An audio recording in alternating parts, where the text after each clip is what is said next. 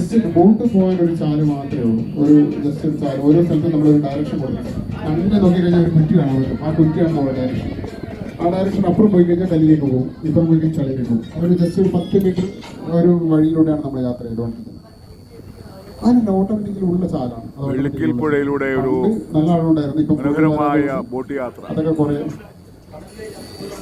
ഒരു 10-40 കിലോമീറ്റർ ഉണ്ടോ, 30-40 കിലോമീറ്റർ ഉണ്ടോ. ഹലോ,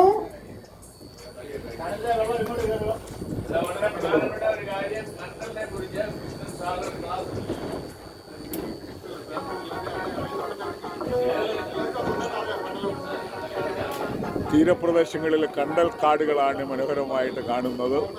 ഓട്ടോമാറ്റിക്കലി വളർന്ന ഒരു 20 വർഷം മുമ്പ് ഇതൊക്കെ പാടങ്ങളായിരുന്നു. ഈ കാണുന്ന സ്ഥലങ്ങളൊക്കെ പാടങ്ങളായിരുന്നു. ഒരു 20-25 വർഷങ്ങൾക്ക് മുമ്പ് ഈരുന്നില്ല. അത് 8-ഉം 7-ഉം സൈഡിലാണ് ഏറ്റവും കൂടുതൽ കൂടിയാണ്. ആ ഏരിയയിലൊക്കെ ഉണ്ട്. ഇപ്പൊ കൊല്ലത്തൊക്കെ കണ്ടലുണ്ട്, കൊല്ലം സൈഡിലൊക്കെ കണ്ടലുണ്ട്. കണ്ടൽക്കാടുകൾ ഏറ്റവും കൂടുതലുള്ളത് കണ്ണൂർ ജില്ലയിലാണ്. വെള്ളിക്കൽ പുഴയിലൂടെ മനോഹരമായ ഒരു യാത്രയാണ്. ബർത്ത്ഡേ ഉണ്ടെന്ന് പോലെ ആരും ബർത്ത്ഡേ മെനി ഹാപ്പി റിട്ടേൺസ് എന്ന് പറയാൻ വേണ്ടിയിട്ടായിരുന്നു. അതുകൊണ്ട് ഞാൻ ആ പാട്ടിൻ്റെ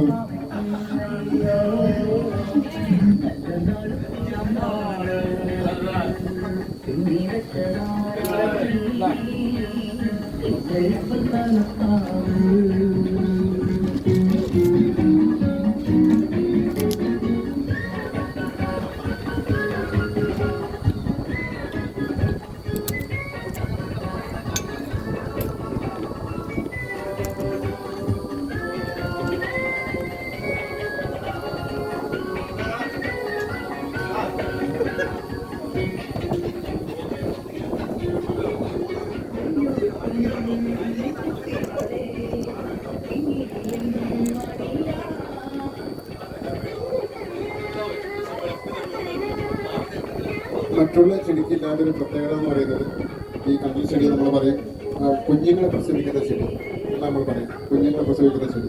ഈ കാണുന്ന കണ്ടൽ കായകൾ മാതൃ സസ്യത്തിൽ നിന്ന് പക്വതയായിട്ട് ചെടിയിലേക്ക് വീണ്ടും വരാമായി മാറും. അങ്ങനെ പറയാൻ കാരണം എന്ന് പറഞ്ഞാൽ മറ്റുള്ള എല്ലാ ചെടികളിലെയും വിത്തുകൾ മുളപ്പിച്ച് ഒക്കെ വരുന്ന ഒരു പ്രോസസ്സ് നടക്കുന്നുണ്ട്. ഈ കണ്ടൽ അങ്ങനെ ഈ ഒരു പ്രോസസ്സില്ല. ഓൾറെഡി മരത്തിൽ തന്നെ പക്വതയായി താഴേക്ക് വീണ് വളരുന്നു. അതുകൊണ്ട് കുഞ്ഞുങ്ങളെ പ്രസവിക്കുന്ന ചെടിയിൽ കൂടി കണ്ടലാൻ പറയും.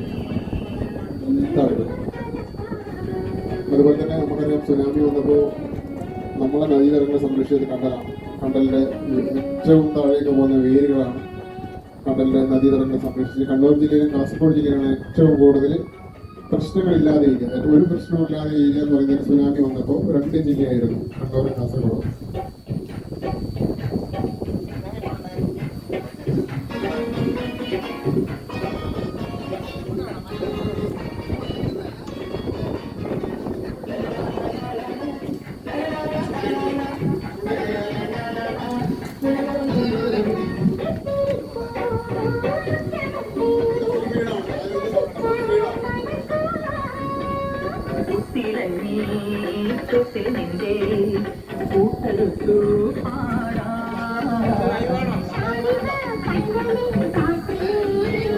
കണ്ണടാ